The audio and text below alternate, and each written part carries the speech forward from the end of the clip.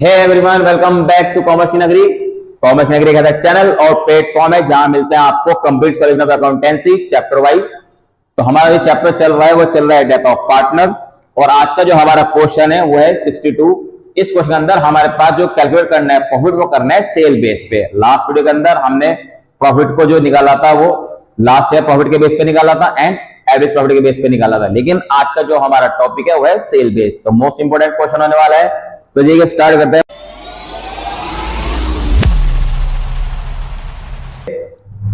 Question number 62। ABC तीन partner है हमारे पास, क्या लिखेंगे ए बी एंड सी। इनकी ऑर्डर रेशियो हमारे पास 4:3:2। ए डाइट होगा हमारे पास 31 दिसंबर 2022 को, तो ए पे राउंड ऑफ कर लेते हैं। हमारे पास कोई भी न्यू रेशियो गिवन नहीं है, तो जो हमारे पास रिमेनिंग पार्टनर बचे उनकी जो रिमेनिंग रेशियो बची वही रेशियो हमारे पास गेनिंग रेशियो बनेगी, वही रेशियो हमारे पास न्यू रेशियो बनेगी। अब जब भी हम डेटा क्वेश्चन करते हैं तो कुछ चीजें हमें ध्यान रख लेना है। सबसे पहले हम देखते हैं हमारा अकाउंट कब क्लोज होगा। क्या लिखेंगे? Account closed 31 December 2022। उसके बाद क्या लिखेंगे? ए डाइट, ए कब मरा हमारे पास। पर हमारे पास कुछ चीजें हैं जो डेथ का क्वेश्चन करने के लिए हमें ध्यान रखनी पड़ेगी। सबसे पहले हमें देखना अपना अकाउंट कब क्लोज करेंगे, तो मैं लिखेंगे अकाउंट क्लोज। मोस्टली अकाउंट 31 मार्च को ही क्लोज होते हैं, लेकिन एक बार फिर भी क्वेश्चन अंदर देख लेना हमारे पास ये कहता है a dies 31 December end account are close on 31 March every year. तो अपना अकाउंट क्लोज करते हैं 31 मार्च को। और ए डाइट हो गया हमारे पास, तो यहां लिखेंगे ए डाइट 31 दिसंबर 2022। तो ए लाइव, ए कितने दिन जिंदा रहा होगा हमारे पास। हमें मंथ क्यों कैलकुलेट करना है, तो हमें जब भी इंटरेस्ट ऑन कैपिटल या प्रॉफिट लास्ट ईयर प्रॉफिट के बेस पे गए या एवरेज प्रॉफिट के बेस पे गए तो हमें मंथ को कैलकुलेट करना होगा। लेकिन इस क्वेश्चन के अंदर हमें मंथ की नीड नहीं है, क्योंकि हमारे पास प्रॉफिट जो निकालना है वो सेल बेस पे निकालना है और इंटरेस्ट ऑन कैपिटल हमारे क्वेश्चन के अंदर नहीं है। लेकिन फिर भी हम मंथ को कैलकुलेट कर लेते हैं। तो अगर हमारे पास हम अपना अकाउंट 31 मार्च को बंद करते हैं और हमारा एक पार्टनर 31 दिसंबर को डाइड हो जाता है, मर जाता है, तो ये कितने दिन जिंदा रहा? ये हमारे पास 9 मंथ लाइव रहा है। तो अब देखिए क्वेश्चन ये कहता है हमारे पास sale for the year ended 31 March 2022 4 lakh है। Sale of 3,30,000 amount between the period from 1 April 2022 to 31 December 2022। मतलब कितने दिन जिंदा रहा हमारे पास ए।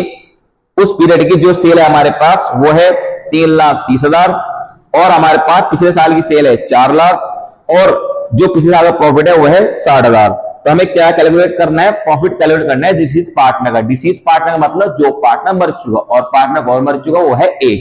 तो सबसे अब हमें यहाँ पे एक प्रॉफिट निकालना है, तो यहां लिखेंगे हम profit is equal to previous year profit upon previous year sale multiply current year sale. तो हमारा प्रॉफिट ड्यूरिंग द ईयर आ जाएगा। अभी प्रीवियस ईयर प्रॉफिट कौन सा है? हम अपना अकाउंट 31 मार्च को बंद करते हैं, तो जो भी 31 मार्च का जो हमारे पास प्रॉफिट है वो हमारे पास प्रीवियस ईयर प्रॉफिट कहलाएगा। वो है हमारे पास 60,000। प्रीवियस ईयर सेल कौन सी है हमारे पास? तो जो भी 31 मार्च की हमारे पास सेल होगी वो प्रीवियस ईयर सेल होगी, तो हमारे पास 4 लाख।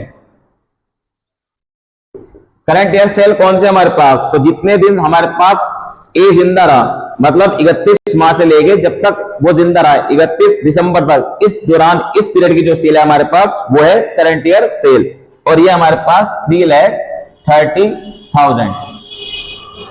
अब हमारे पास बहुत सारे स्टूडेंट हैं जिसको समझ नहीं आता, जी हमारी समझ में नहीं आ रहा है कैसे लिख के हम डेट में उलझ जाएंगे। तो कोई दिक्कत नहीं है, एक आपको ऐसी ट्रिक बताता हूं, ध्यान से देखना।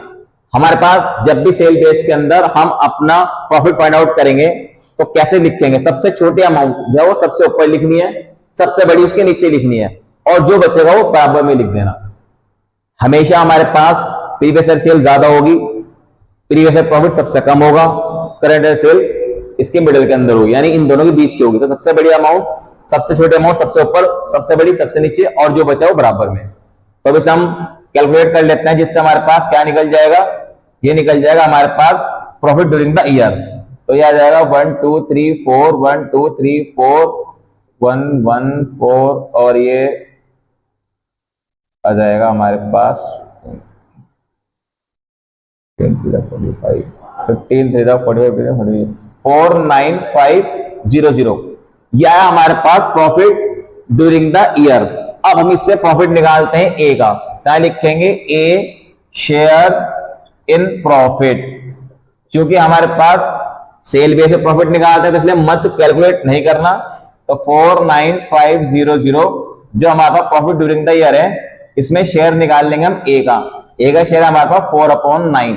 यहाँ क्वेश्चन बनता है, यहाँ हमें मंथ क्यों नहीं रखना, क्योंकि हमारे पास जो हम प्रॉफिट निकाल रहे हैं वो ड्यूरिंग द ईयर का निकाल रहे हैं, उस पीरियड का निकाल रहे हैं जिस पीरियड तक वो जिंदा रहा। तो ऑलरेडी हमारे पास जो 9 मंथ की हमने सेल ली है, उस सेल को ही हम पिछले साल की बेस ईयर बना के, पिछले साल की सेल को प्रॉफिट बेस ईयर बना के उसका प्रॉफिट निकाले, तो इसलिए हमें मंथ नहीं रखते। तो यह आ जाएगा हमारे पास